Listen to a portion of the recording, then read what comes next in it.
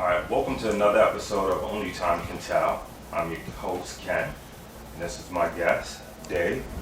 How you doing, brother? Good, what's going on, man? Coming out. No problem. All right, so, for the people out there who don't know who you are, why don't you tell us a little bit about yourself? I go by, I'm a musician, slash entrepreneur, slash investor, slash kid from Spanish Harlem. I also go by the name of Diamond Dave, also known as Soundwave, and there's a couple other names in the music industry and in the streets.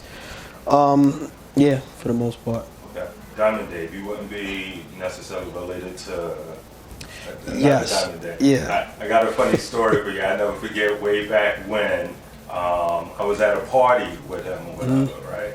And I remember, he had like the sweatsuit on, the Kango, and he was at the party just like mean grilling cats. Yeah. And I remember going to my sister like, yo, who's this dude over here? He was like, yeah, that's Dave or whatever. Yeah, he's cool or whatever. Yeah. I'm like, yo, but we're around family and friends. Like, why are you sitting here mean grilling people like he's about to, sweep the place up? He probably was about to.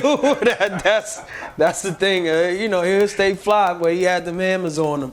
The local legend Diamond Dave, that was my father. May he rest in peace. But and a little bit of everything.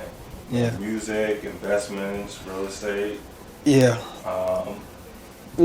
So what I did was, I feel like early in my career, I got me and my partner got like our first deal. We was maybe around 18 years old. But I was grinding. We was in the working in the studio doing stuff since I was maybe 16. Mind you, I had a kid when I was 15, 16. So my mind was a little different. Like I was working from a different place. Instead of buying, I did buy a decent car, although I couldn't really drive it. But I still always invested money into my dream or into making more money. So one of the first things that me and my partner did, we invested in studios in downtown, around 48th Street. We had a nice little tiny studio at first, and then we got into a bigger one. Then we started not only working there for free because it's our studio, but we also started renting it to other labels. So making money, having the other labels pay our rent, and also working for them. So now they paying us twice. So they paying us for the rental space, and they paying us as producers. Then I'll say around 08 when things got pretty bad. To me, that was an opportunity. Kind of like a gold in a crisis. Houses were easy to get, so I started getting into real estate here and there, but mostly flipping houses, which recently I realized I wish I would have been nicer to some of the general contractors. Because now I'm starting to learn the game, and now I remember I used to just flip on general contractors because I'm thinking they always trying to dig in my pockets, get to now you need this or $200 for a light bulb. Like, come on, bro. But when I start actually I recently started getting to a place of learning how to do these things myself. So now I apologize to all those general contractors out there that I violated. I'm also stocks, cryptocurrency. Those are ventures. I've been doing stocks for a little bit, but I got really, really heavy into stocks and crypto recently, also because of a special family member behind the camera. And again, in 08, it was a golden crisis type of thing, and I felt it was a bunch of opportunity. Everything was 50% off. You know what I mean? And when things are on sale, you spend all your money in it. So exactly. So those were really good investments. And that's some of my other investment. So I understand you come from a large family. Was there anybody in that family that was instrumental to helping you learn how to grind and invest? Like I said, my cousin, he was. I feel like. Can I even say your name on it? Oh yeah, My cousin Putt was definitely one of the people. Even as I was growing up, being a knucklehead, he still was always trying to steer me to doing something different. Right. You know, actually he was trying to do that for everybody. You know, I just probably was one of them that was kind of like, all right, yeah, like, you know. And then when I started doing it, we started linking up more because he was already on that. Even like the things that, and then my mom, she was saying Get Rich or Die Trying before any 50 Cent song ever came out. You know, she was always grinding and she was always trying to get into the business. You know, but what she did, which is one of the biggest jobs ever, is she decided to just be a mom, you know, instead of stay on the grind. And me, even though I had a kid at an early age, I used that as like fuel, just like, all right, you know, I got to take the baton and like really take it there.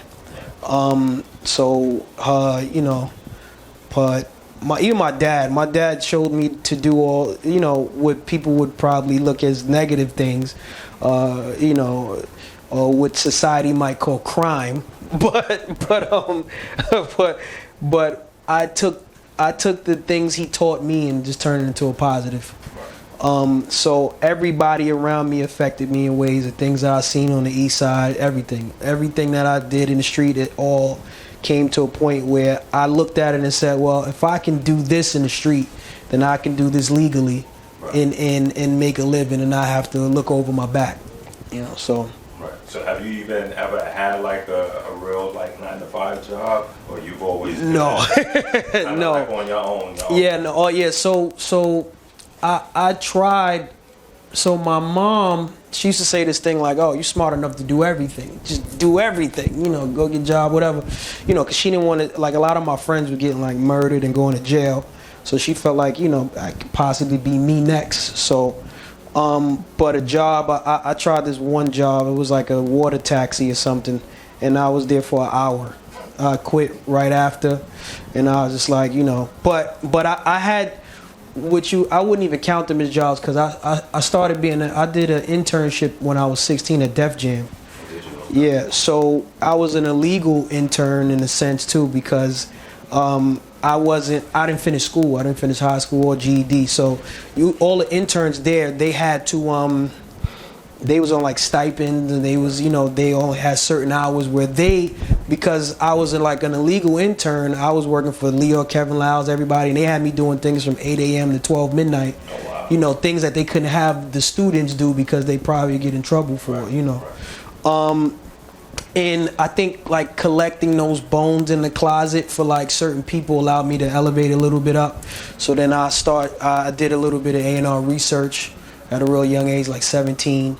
And this is around the time the music was like spiraling down towards like, you know, MP3s and stuff. So then I started spending a lot of time in LA. But yeah, you know, that was just one of the things where I was just like, nah, like I seen all the traps like early, like super early, like the debt thing. Like I seen that with the school debt, and I look, like I said with the street, I compare everything to the street a lot, and it's just like, you know, like, you know, if somebody fronts you a pack or like a big pack or a brick or something like that, and then you go, oh, you know, and they put you in a position to never ever pay them back, like they want to keep you in debt, like the mob does that. Right. You know what I'm saying? So I seen a lot of these mob type ways with schooling and all of that stuff. Like, you know, you're going to get this, you know, you're going to get this, you're going to graduate and then you're going to get a job that doesn't allow you to pay for what you owe them, and they keep you in that system constantly. So I just was always trying to figure out how to stay out the system, including the jail system. So it was like, all right, you know, if you ain't in the school system and you look like us, then it's just like, all right, well, we're gonna put you in the jail system. It was like one of those things was like, we gonna catch you, you know. So I was just always like, all right, cool, tax, all of this stuff. I'm just like trying to get ahead of it. So that's my whole spiel with everything. It was like, all right, I see this coming down the road. Let me get ahead of it now. My son going to college though, because one of the main reasons why I'm having my son go to college is one of the most important things to me that I got even out of school was being so, like, my best friend and / partner, like, we met in school. You know what I'm saying? So everything we gained together is mostly because, you know what I mean? So it's just like, yo, you can build something by meeting people from school, you know what I'm saying? So it's just like you guys can get together. Like a lot of these big corporate, big companies, you a lot of the times they go, yo, I met homie in school, college, junior high, wherever. I met, you know what I mean? A lot of times, I don't got nothing against fraternities or sororities on, but if you my mans, it don't matter if we in a fraternity or not. Like, I'm going to give him the job before I give you, if we was in the dirt together. You know what I mean? So it's one of those things where I want him to get that. And it's funny that you say that. That's one of the things, because I have a daughter, and she's starting to look at colleges now. And that's one of the things that I was telling her, that colleges are basically about what you're paying for is who is the school affiliated with. Yes. You know, and then, then the networking you make along the way or whatever. Yeah. But as long as you know that, like, you're not tricked into, like, you know what you paying for, you know what I mean? Like, before it was just like, you go to school to get a good job. Yes, exactly. It's like, that's not, now you know that's not the game. It's just like, all right, now you searching for schools specifically for a certain reason now. Right. Not because it's just like, you go here, you get this major, so you get this job, and then you don't want them to do that. If you already hit that brick road, you don't want your kids to hit that same brick road. And that's what I was telling my daughter too. I was just like, and even if, say for instance, you apply to Columbia, and Columbia doesn't accept you, there's another way around. You know what? If you get a job at Columbia, now you can go there. There's always ways. Like, because I was like, even when I was going to school, like a lot of the people that I was in school with was just like, I work for the school. Or I work for Verizon, who offers tuition reimbursement. And this one guy put me on game. He was just like, yo, since they're paying for my tuition, why am I going to a community college or a CUNY school? I'm going to the top of the top. Exactly. So you got to milk them. Because if they're paying for it, why am I going to sell myself short? And I'm sitting up there like... Yeah, Damon, my cousin Damon, he's spinning. I'm like, nah, he not finished. You know what I'm saying? Like, because he was hanging out on the east side doing it. Everybody was like, oh, that's it. And I'm like, nah, it's not. It don't matter. I just knew, like, he was determined, and it didn't matter how long it took. Like, he was going to go to that 4-year and kill it, So he did that 2 years, and then he went to Morehouse, finished Morehouse, and I was there. Like, he graduated, like, Obama was there. You know what I'm saying? Yeah, so Obama spoke. And to me, that was like, I felt like I was graduating in a sense, you know what I mean? Because it was just like, man, like, yo, you know what I mean? Like, because it's like one of them where you just like, oh, nah, he's not, and then he did it. So, and it was great. You believed in him, you vested in him. Or whatever, exactly. So. And now, I'm working with one of his friends, Rob, who he's like I trade when I do like stocks and crypto. I use technical analysis. So there's fundamental research and the technical analysis. I do like 50-50. But he met Rob in college, and me and Rob are now all three of us talk almost like every day and trading 5 to 10% a day. And he would have never met Rob if he didn't go, end up in the school, and they both was taking finance, you know what I mean? So it's turning into something, you know what I mean? Like, so that's what matters to me. That it could be that one friend or that one thing that you get from the 4 years that can change your whole life. Yeah, networking is what it's all about. I've been in and out of crypto since maybe like 2016, 2017. Then it kind of crashed around 2018, and I lost a lot of money. I never forget that, but I still got back into it and started making money with it now. Man, my biggest ventures, I would say I see better returns with crypto and stocks, and the reason why is that I taught myself how to trade within technical analysis and using indicators to know how to get in and get out. And I also use fundamental research, like I research like companies. I do a bunch of like I could just sit on a computer and but I get to see these returns almost instantly in a sense. So if I know like I'm putting in something and I know I can get out at 25%, take it out, I made 25% of my money, 20% or even less, that's cool too. Whereas in real estate, it's one of those things where it's just like I've had so many snafus and so many, because I'm not a general contractor. So, if you telling me something, I gotta take your word for it because I don't know how to fix floors. I don't know how to, and coming from the hood, you always think somebody trying to get you, right. So So I've always bumped into issues with that, and and I don't really like dealing with banks like that. So I always stay like small scale with real estate, where it'd be like, you buy a crappy house for 20-30,000, you throw 20 into it, if the houses around there are worth 100, you sell it for 90, just because you could get it right off, but what they don't tell you is that, I see a lot of these YouTube videos, and they like, yeah, I'll do this, refinance all of this stuff, and what happens is you'll throw this money in there, and you'll do all of these things, and I'm sure a lot of them I'm just learning like hard money lending, and like I've always had a problem, even in the streets, like I always had a problem with somebody giving me something, because I want to get this off of my own time. You know what I'm saying? I want to, like, don't rush me. Don't call me like, yo, where my money at? Because I'm going to have a problem with you calling me about where your money at. You know what I'm saying? Like, so here's your money up front, my money. Give me what I want. I'm going to go, So that's why. And then they don't treat black folks in banks proper anyway. They just starting to realize this. Like, they just starting to see statistically, they give us high APRs. They just out the water percentages only for black folks. But I felt this way before that, so I was already doing stuff outside of the banks. But what it is that it might take you 4 or 5 months to make 5-10,000, right. And to me that's not a lot. You know what I mean? That don't make no sense. Right. You know what I mean? Now I got to do that maybe twice, or you know what I mean? And I got to keep up. It's a lot of management. It's a lot of tedious work with real estate, which is it turns out to be great, especially when you hold them, but. I don't even know if I really even answered that right because yeah, but I hear exactly what you're saying. Like, it's ups and downs in all of them, right. But I would say probably stocks and crypto is probably my favorite. Yeah, because that's what I was going to say. Based off of how you operate, like some people are cool with, like, I guess the slow game. Yeah. Where some people like, yo, I need to see that return. Yeah. A little bit more quickly. Yeah, exactly. So I need to me honestly, I need all three. I need crypto, I need stocks, I need real estate. You know what I mean? I got and then my business, like music, is powering those things. So I get a check, and I'll put it into those things. I get a check, and So and that's interesting, and that's something that I want to remind my audience, right? Having a job is another way of having an investor. Yes, you are the investor.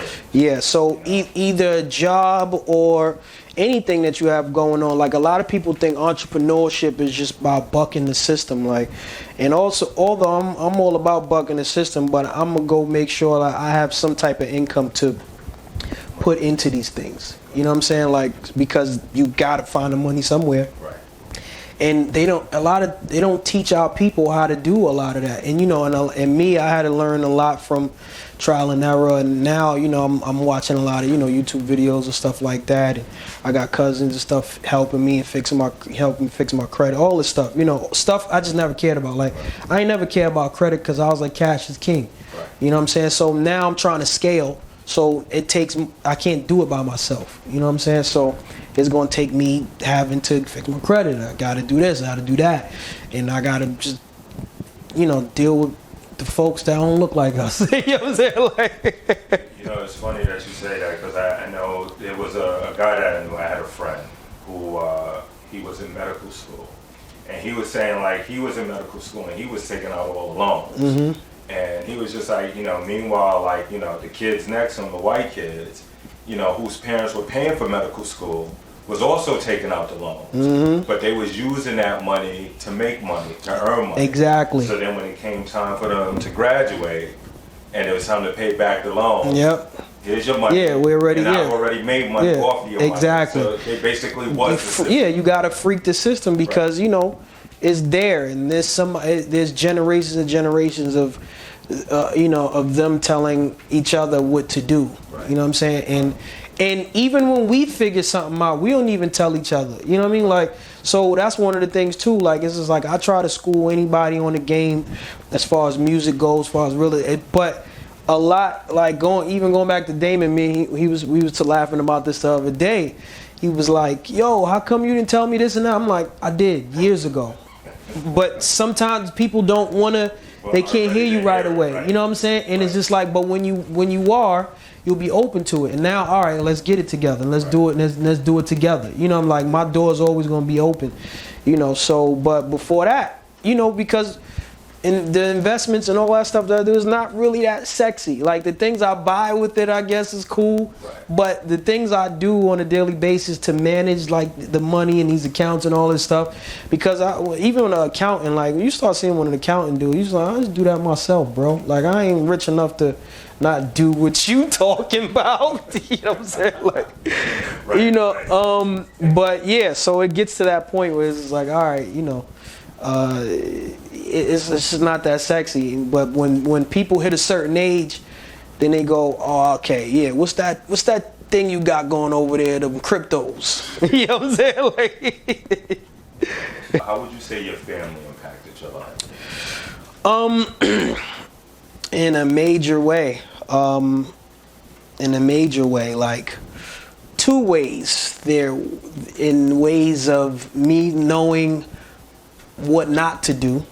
You know what I mean? Like I would see like my uncles, I would see people doing certain things and I'm just like, nah. Like I didn't have to really go through too much trial and error because I feel like I had a lot of family members who did a lot of the error, you know, and I was just like, all right, well, I'm not going to do that, you know, because I already see like the traps and the holes like that's laid out for us. You know what I mean? Like systematically, it's just laid out for us to fail. So it's like, you know, so if I seen family members fall into those traps, I'm like, all right, well, I'm not going to do that.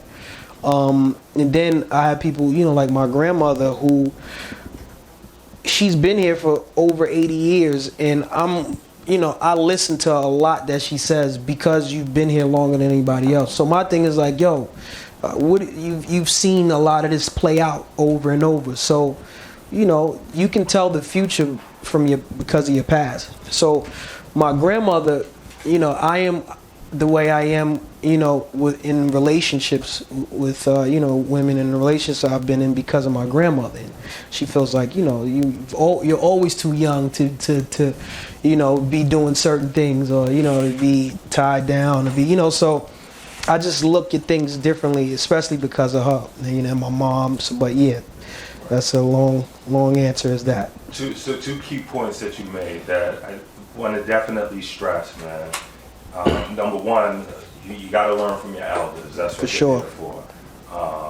And number 2, you said something that reminded me of something I used to hear on the radio way back in the days, where it was like any person can learn from their own mistakes. Yeah. But it takes a wise person to learn from the mistake of others. Yes. So yeah, so you just saying, all right, this didn't work, so I know not to. Yeah, exactly. So, and that's my thing. My thing is like, this is what y'all did. I ain't doing that. You know, and then I got to a certain plateau where I had to make my own mistakes because I didn't have anybody to share. Like, you know, I didn't, like, even my father was like, I ain't never even get that far. Like, I don't know what to tell you, you know. And he kept it real. Like, yo, like, I don't know. You know what I'm saying? Like, I didn't have nobody to mentor me in a sense. So it was just like, all right, well, now, trial and error. So things that when I would shoot up really fast somewhere and succeed at something, it was mostly because I was able to stand next to somebody and be like, oh, these are the things you did that you wish you didn't do. I'm gonna do the things that you wish you did do. And then I got into just a black void and I was like, all right, well, now it's time to make mistakes. You know what I'm saying? Right. What would you say was some of the famous people you connected with over the years, and of those famous people, did any of them help contribute to your level of success, especially with investments? For sure. Well, music-wise, man, there's so many names. Because I'm also one of those people that I don't forget anyone, you know. But I'll say, like, stars that have helped. This guy named Larry Live. It's Timberland's best friend. He kind of noticed me and my partner. We were like a fake Neptunes duo. You know, and we sounded a lot like that whole Virginia sound. We sounded a lot like the Neptunes and Timberland. And then we got noticed by Tim's best friend. And from there, it's just a lot of things has happened from there. Like, you know, a lot of things flourished from there. And I met Cole. I met J. Cole maybe like '07, 2007. This is before he was signed or anything. And that was the first time I got to see something literally grow from nothing, because I got to see, I was there a little bit for like Kanye's career, like when he came to New York City, but he already had things going like before he even got to New York, and then No ID helped him a lot, with certain things. But I got to be there for the ground up and go, okay, I had the studio, I'm like, all right, we grinding, everything is a grind. And this is around the time where like Shake That Laffy Taffy was coming out, so we didn't even feel like, we was just like, it'd be great if somebody like Kendrick and Cole succeeded, but what's the chances? Like, you going against Shake That Laffy Taffy. So and it worked, so that changed my whole perspective on how things really can go. Like, you can really come from like Cole, and really, like, besides like the friends he made when he got to New York City, he didn't have an uncle who was making hit records and then was like put them on. Like, it really was like ground up. Like, my man here, he met this person, and it came together. Where a lot of people's careers, they make it sound like I was on the internet or this and that, or like, you know what I mean? But there's always something, it's always a hidden, like, that people ain't talking about, always, But for Cole, it really wasn't like that, It was really a grind. So cool. He's a dope artist too. So yeah, thank you. What about parenthood or whatever? Parenthood, yes. I have 2 children, 18 and 12, and they're great. My son's name is David Medina III, and Kayla, and they're awesome kids. Like, right now, I'm working on, I think he's gonna go to Temple for college, for maybe 2 years there. They have a school also in Tokyo, which I've been out there a couple times. Oh, wow. So I want him to do 2 years out there as well, which maybe I'll go out there for 2 years too. It's probably more about me. I don't know if it's about him. But when we went to the college, what do you call that? The fair? When you like look at the colleges and stuff like that. Yeah, the tour. The tour, yeah, we in the college tour. And once they said Tokyo, I was like, I don't think this is the school for us. So I'm like, you do 2 years now here, and then after that, 2 years. I wouldn't mind just like he could dorm with me, Does he know what he want to study out there? Right now is entrepreneurship as a major, which entrepreneurship is something that they just started to put in colleges, and it's not in all. So Temple was one of them, and he's either going to do graphic design as a minor or film. So, and just like, switch back and forth. But I feel like the entrepreneurship can charge whatever the minor is. So that's how I'm looking at it. Like, I could be completely wrong because I ain't even go to, like, I ain't finished high school. But you know what, though? But in my head, I feel like it'll work that way. Like, you can learn this trade of design, or you learn this trade of film, but if you don't know how to make it work, then you just got a trade that you're sitting on, and you're really good on your computer. But I feel like if you couple it with entrepreneurship, you'll be able to take it off. And like you said, I mean, you figure learning from other people's examples. His dad is an entrepreneur. So, and with us being in the information age, where there's definitely a way you can make that work. Exactly. So that's pretty dope. So so you said you have a son and a daughter. Yeah. So how did you find managing that in conjunction with, just like your own, your own 9 to 5, or your own, Shout out to the single mothers. I'm gonna just say that right now.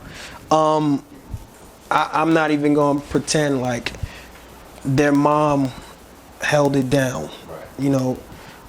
Period. Like, I'm not gonna sit here and say I juggled this, juggled that. Like, I did. Like, I was always there. Like, you know what I'm saying? Like, it was always a family. Like, it was never a time I was missing. Right. I was with them all the time, every day. But at the end of the day, I was able to do these things because she was able to support me in that way. Where she held the kids down. She is a great mom. And without that, you know, I'll just be dropping my kids off at my mom's crib.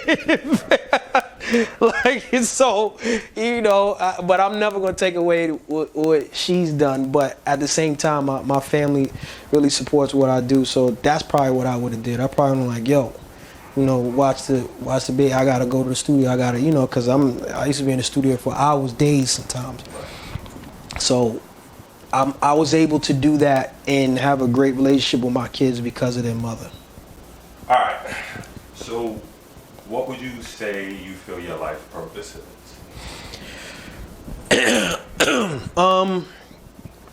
Man, that's a deep one. My life purpose. When I think about purpose, I just think about like facts. What I mean by facts is just like, you know, people may be religious or spiritual and all of that stuff, but if we just come down to straight like facts, is just like, all right, like what's happening while we're here, right?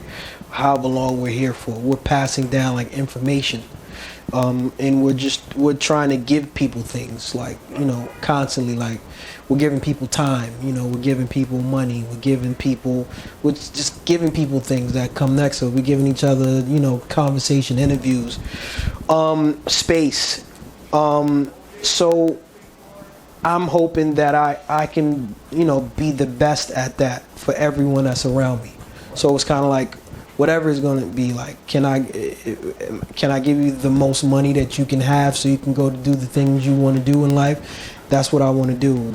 You know, can I give you the best time of me so you can feel like you've had a bunch of time with me? Yeah, I want to do that. So I just stick it to that. Like, it's just like, while I'm here, like, I want to be the absolute best version of myself to help other people be the best version of themselves. And that is pretty that simple. Which I guess that now ties into your point, just ties into my next question. What would you consider a person being successful? What does success look like for Danny? For me, well, see, that's the thing, because it's like, I know I just sat there and said those things about, you know, time and then passing things down, but I have an extreme, like, success to me is just like, it's a rap video. You know what I'm saying? Like, it's the things you see in the most extravagant rap video, but actually owning those things. You know, success to me is, you know, having a dope crib in each of my favorite cities around the world and Airbnb-ing them when I'm not there so they can make money, even though I might have all the money. I just want to feel like those things are being used. They're not just liabilities. Yeah, exactly. It's an asset, you know. Just accumulating a bunch of assets and enjoying my life and helping others enjoy their lives, especially those who didn't get a chance to have the life that they wanted to have. For the most part, yeah, but it's extravagance for me, like all around the world, you know. So I'm practicing that on a smaller scale right now. Now, I mean, you're practicing it, you know. I mean, you know, they say what you appreciate grows. Yeah. So even if it's small, you appreciate it, you love it, and then it just grows and grows and grows, or whatever, man. Now, I like your energy.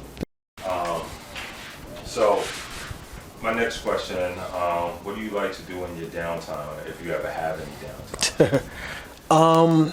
Downtime. I like to, I usually try to fill my downtime up with things that I didn't get to do that I was supposed to do.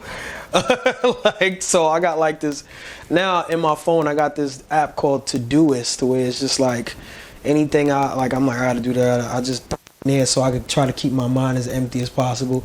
So then I just go to that list and get back, because like although I'm doing all this stuff business wise, like it almost destroys my personal life in a sense, you know. So the people I would like to spend time with, I don't get to spend time with as much. But when I do, I like to just play video games with my son. Even if, you know, most of the time he's been living with me for the last maybe like 2 years mostly, but even when if he's at his mom's house, we'll still play online. My daughter, like, we'll play like dance games on whatever system they got, on those systems. Yeah, but I thrash her though. She ain't really messing with me. Like she don't like to play me in that game. So we play Monopoly too. So I thrash her in that too. So it's just like, but I like to just beat my kids at video games for the most part. Like I'm what you would call a professional winner. So if you want to battle, we could. Are there any upcoming projects that you're working on that you can share? Yeah, Cole's artist, his name is Boss, and I got these two artists from London by the name of the Hicks. They're doing a combination album. The Hicks is coming out with an album as well, and I found them. Yeah, that Boss project. What other albums? Man, Ari. I might have some on Ari's album. Hoping to have some on Jid. These are all artists from Dreamville. This is from Cole's label. It's just, it depends on what that mentorship looks like, you know, because if there is someone who, like, although I did grow up with a father, he was not there, you know, for a good chunk of my life. Because of like drugs and prison and stuff like that, and him not getting along with my mom. So I know what it is to be around a person like another man or somebody, look at the mentor and just wait on them. You want them to, you know, so if they fall short of that, you start, you know, and I'm guaranteed to fall short of certain things because it's just like, I got kids, you know what I'm saying? So it's just like, you know, so my spare time would go to them, and then it's just like, all right, like, I'll give you as much game, you know, so as long as that person can look at it in a way where it's like, all right, it's for advice, it's for these things, it's for that things, it's like, you know, I can do as much as I possibly can, but I can't be, you know, I can't play that father figure, because a lot of times the word mentor gets bunched in with like father figure, you know. All right, dope, man. I appreciate you coming out. No problem, man. Yo, where can people find you, man? I'll be on the internet somewhat. I don't really like social media like that, but I am on Instagram under dumbass_genius. So dumbass genius on Instagram. I think that's it. I don't think I got other social media platforms like that. Oh, I got a TikTok, but that's because I just like all the things my daughter makes on it. So I don't even know my name on TikTok. Like, to be real with you. So there you have it, man. Thank you, Dave. I appreciate it again. Problem. Thanks for coming out. All right. For your time. That's going to do it for Only Time Can Tell. I'm Ken. This was Dave. See you soon. Oh, don't forget to like, share, subscribe. Only Time Can Tell. Don't forget, tell a friend, tell a friend, tell a friend. Yeah. Peace. I hope that you enjoyed the video. Please don't forget to like, share, subscribe and hit that notification bell so you will always get an alert when a new video drops.